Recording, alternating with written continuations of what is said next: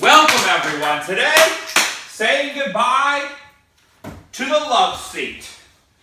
It's so hard to say goodbye to the love seat.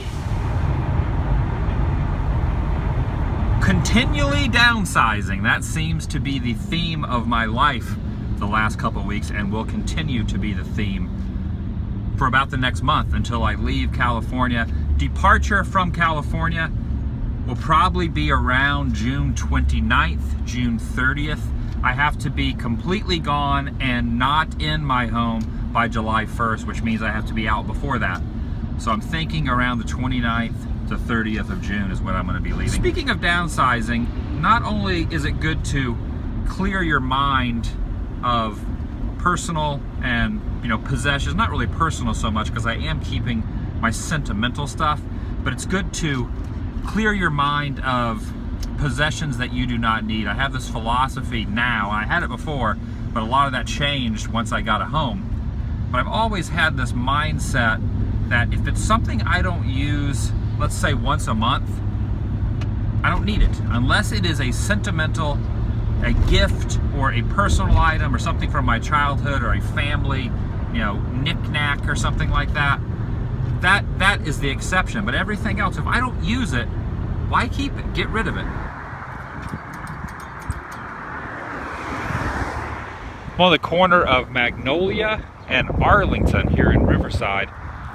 And my destination, first destination, is right over there. The very first, the parent Washington Navel Orange Tree sits right here. And what does that mean? This means that this was the very first Washington Navel Orange Tree in California.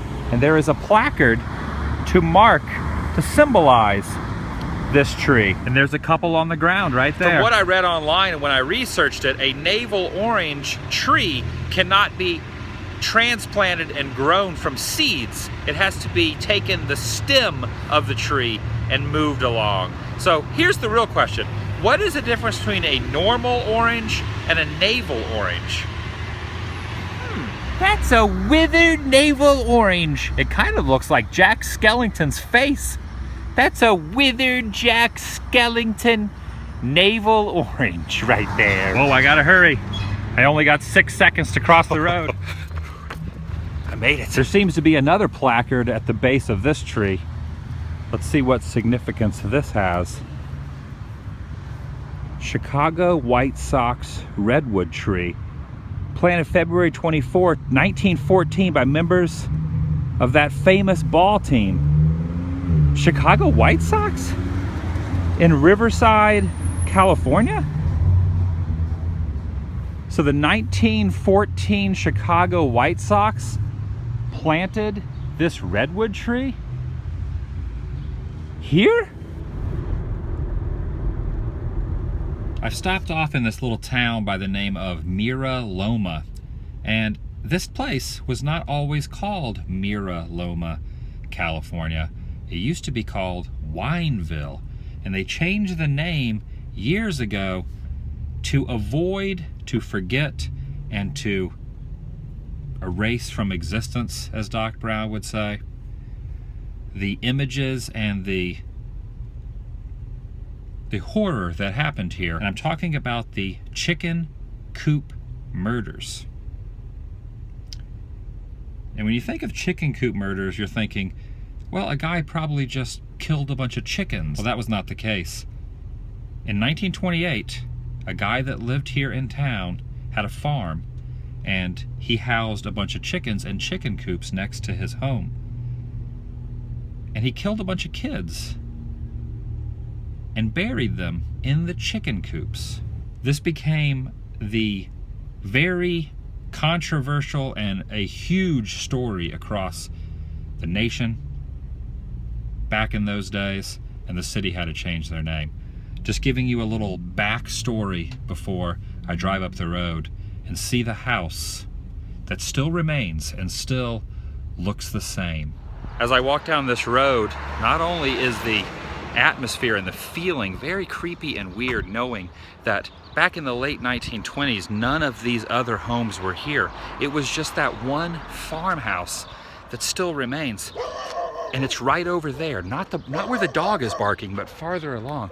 There's a lot of animals, not only those dogs, but there's horses in this area, and I heard some chickens back there making noise.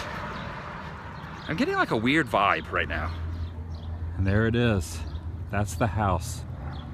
Still remains in 2016.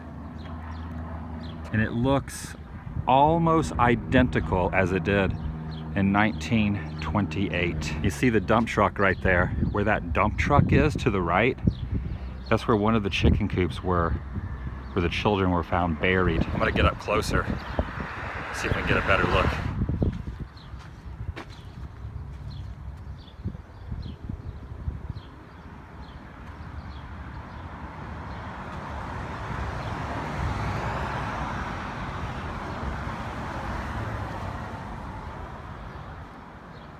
Oh my gosh, it looks identical to how it did in those old photos and news clippings, newspaper articles.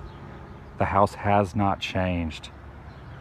Hardly any. These trees have grown up considerably, but over here on the side, there were chicken coops on this side and over on the other side. I gotta be honest, I kind of don't even like standing in front of that house. There's definitely a weird feeling just knowing the stuff that happened there, but that's it.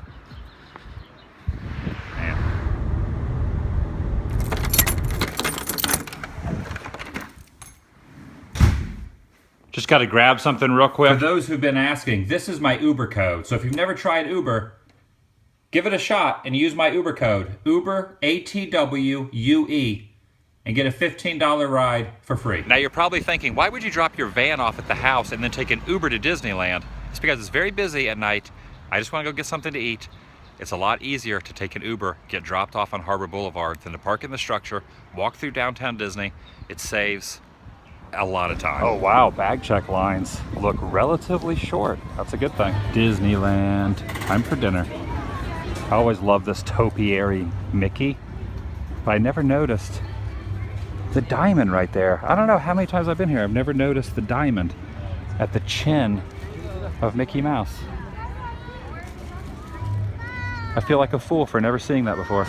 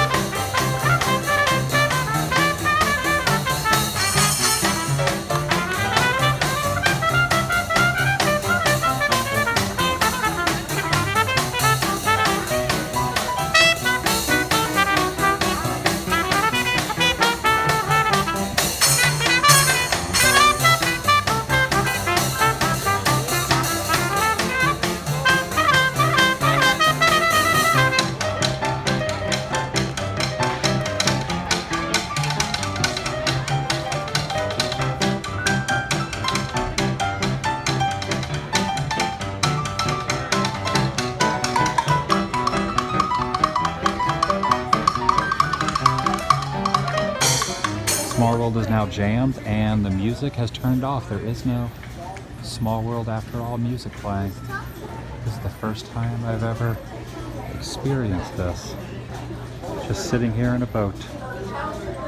Not even moving forward, actually shifting backwards a little bit. Been waiting here for 15 minutes and I guess they've turned the song off.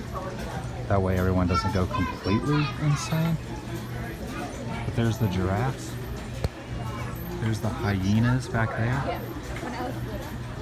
There's the tigers. It is cool to be stuck here because this is my favorite room, the jungle room. I'm stuck on Small World.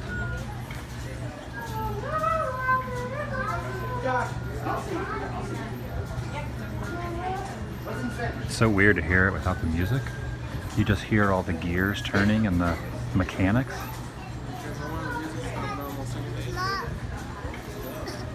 Look at that, the hyenas down there are still laughing.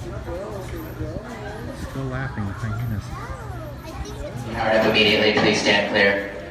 For those of you in boats, please remain seated. We'll get you guys moving in just a few moments. Please keep those hands on our seat legs safely inside your boats. We'll be moving in just a few moments. Good.